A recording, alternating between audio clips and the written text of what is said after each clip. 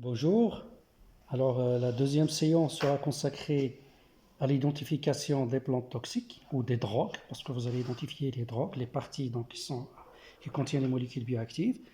Alors, la première drogue que vous avez, c'est Atractylus. Donc, c'est la drogue de Atractylus gumifera.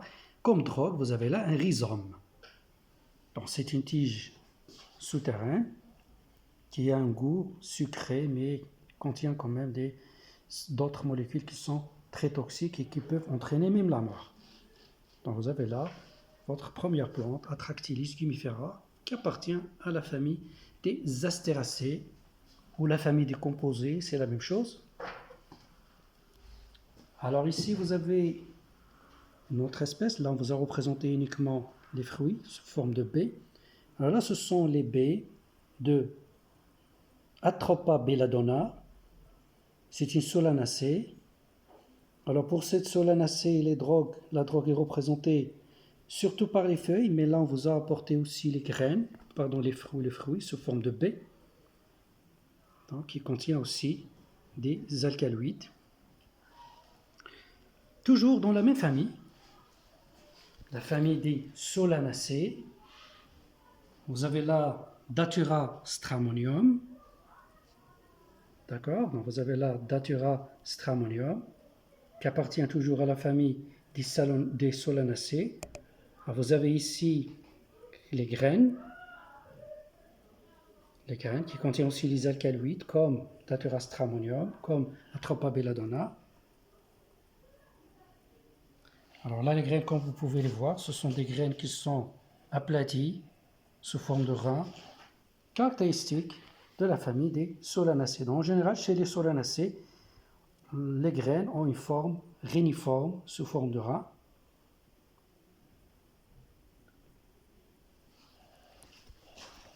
Alors là, on passe à une autre plante. C'est Delphinium staphysagria. C'est une renonculacée. Là, vous avez les graines. Alors, les graines là, elles sont plus grandes que celles de Datura stramonium. La forme aussi un peu différente. Là, vous avez carrément des graines qui sont réticulées, sont un peu rayées. D'accord? Alors, les graines ici sont représentées la drogue est représentée ici par la graine toujours. On passe à cette petite pastèque, on dirait carrément une pastèque, mais ce n'est pas vraiment une pastèque. Hein. Donc là, il s'agit vraiment de ce qu'on appelle al-hajja en arabe, qu'on appelle aussi handel. D'accord? Alors là, ce qu'on appelle aussi la colocante. Alors là aussi, la drogue ici représentée par le fruit, qui est ici sous forme de baie.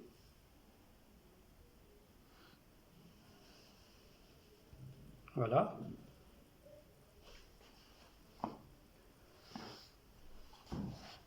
Là, on passe.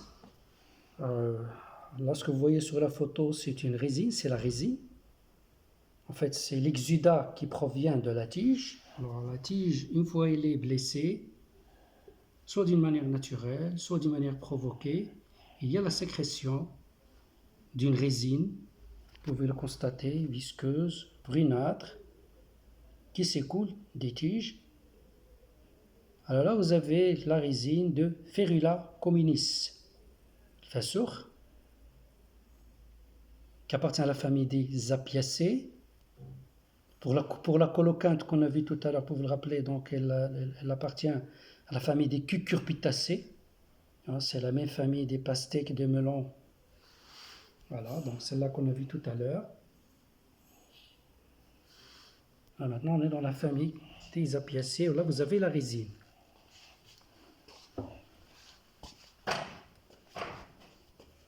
Alors là, on passe à l'autre espèce. Alors ça, c'est ce qu'on appelle Conium maculatum, la grande cygue, le poison de Socrate aussi. Alors, ce que vous voyez là, il s'agit des fruits, ce ne sont pas des graines. Il s'agit là des akènes, ce sont des akènes, du Conium maculatum, qui appartient à la famille des Apiacées.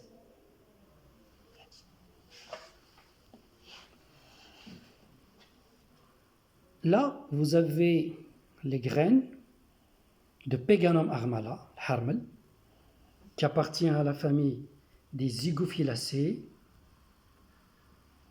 Alors là, les graines sont un peu brunâtres, de forme triangulaire, pour ne pas les confondre avec les autres graines. Alors pour Peganum armala, le fruit est une capsule, et on trouve dedans ces graines triangulaires, très riches en alcaloïdes. Hein. Alors là, on passe carrément à une gymnosperme. Alors là, vous êtes en présence de Taxus bagata, qui appartient à la famille des Taxacées. Alors la plante, c'est une plante qui est toxique. Le fruit aussi est toxique. Alors pour le fruit, pour Taxus bagata, le fruit, c'est une pseudo-baie rouge. Bon, là, on vous a apporté uniquement les feuilles avec des petits rameaux. Mais toute la plante en principe est toxique.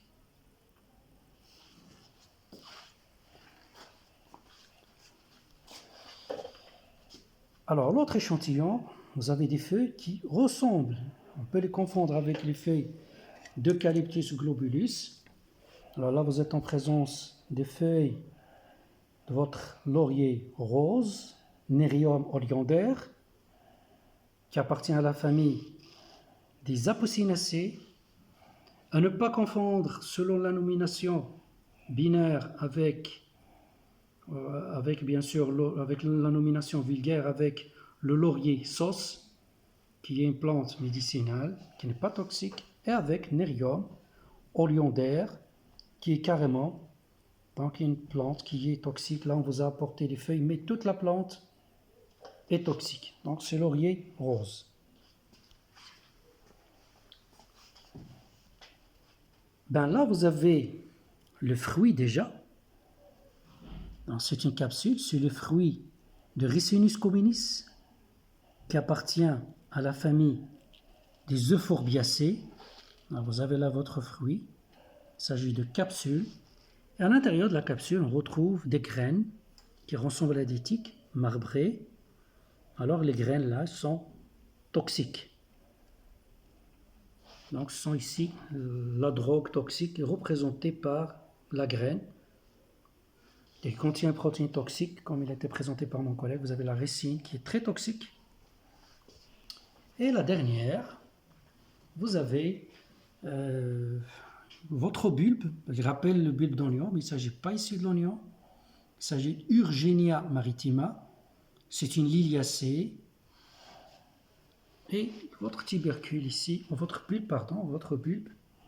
Donc ça rappelle le bulbe d'oignon. Alors là, c'est un bulbe qui est toxique et qui peut provoquer bien sûr des empoisonnements. Voilà, merci.